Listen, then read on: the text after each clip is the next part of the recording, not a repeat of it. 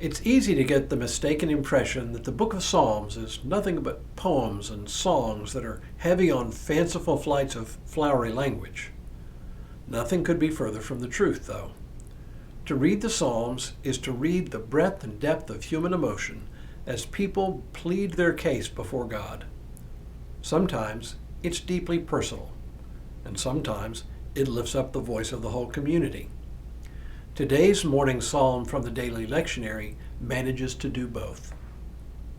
Hello, I'm Stuart Baskin, pastor of First Presbyterian Church of Tyler, Texas, and this is your daily devotional for Tuesday, August 20th, 2024. Psalm 123 is short, one of the 5 shortest psalms in the entire collection. But don't let its brevity fool you. There's a lot packed into its 4 verses. It reads, "To you I lift up my eyes, O you who are enthroned in the heavens. As the eyes of servants look to the hand of their master, and the eyes of a maid to the hand of her mistress, so our eyes look to the Lord our God, until he has mercy upon us. Have mercy upon us, O Lord, have mercy upon us, for we have had more than enough of contempt.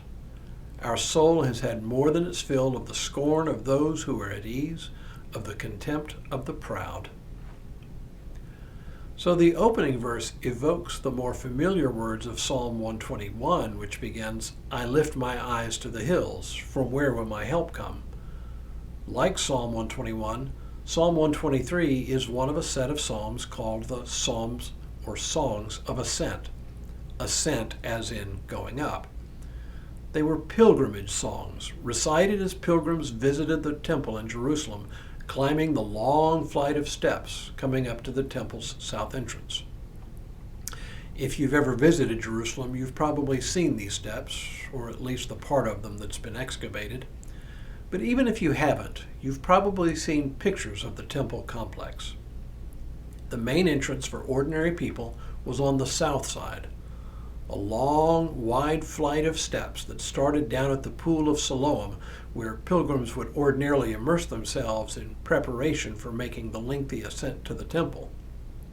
The steps themselves, at least those that have so far been excavated, are not particularly steep, but they're designed to force pilgrims to make a slow, deliberate walk up. They have only a rise of about 10 inches, but each step can be anywhere from 12 to 25 inches deep, meaning you couldn't just bound up the stairs. There wasn't any way to get a regular cadence of steps. They were apparently designed this way to encourage pilgrims to recite sacred texts as they made the ascent to the temple itself slowly. Hence, the Psalms or Songs of Ascent, of which today's psalm is the 4th. Psalm 122 captures the excitement of pilgrims who had traveled many miles to reach the temple. It begins, "I was glad when they said to me, 'Let us go to the house of the Lord.'" But Psalm 123 captures the kind of petitions and prayers pilgrims might bring, even as they do today, when they place handwritten prayers in the cracks and crevices of the western wall just around the corner at the base of the wall of the Temple Mount. The psalm is at once specific and yet very general. It can be read either as a communal cry for help or as an individual cry. The attitude of the writer and the reader is one of humble supplication, comparing the request for God's help to a servant's request to a male or female boss. And the request is simple enough, though the NRSV that I read gives a rather unfortunate translation, "Have mercy on us." The underlying Hebrew, hanenu, can mean "have mercy," but it can also mean "show favor on us" or "be gracious to us," depending on context. It's the same word used at the beginning of Psalm 51, "Have mercy on me, O God, according to your steadfast love," but Psalm 51 is much more a prayer of confession for sins committed. Psalm 123 isn't a prayer of confession, but a prayer of supplication, asking for God's help and intervention on behalf of the supplicant.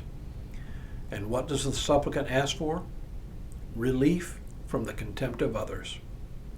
It could be a deeply personal plea for deliverance from the taunts of neighbors, or it could as easily be a plea for deliverance from the taunts and threats of neighboring countries against the whole people. That's what makes this such a great psalm. It gives voice to a deeply felt experience, both individual and communal, an experience of being the object of ridicule or scorn. Who among us has never been subjected to contempt, scorn, or derision? If you have ever felt this kind of thing, derision, scorn, this psalm is for you. It reminds us that God hears us when we cry out with our deepest needs. Some days, it is exactly the right psalm to pray. Tomorrow, Psalm 15 asks the question, who's worthy of living in the shelter of God? But for now, may God continue to bless you and keep you in all that you do this day and in all the days ahead.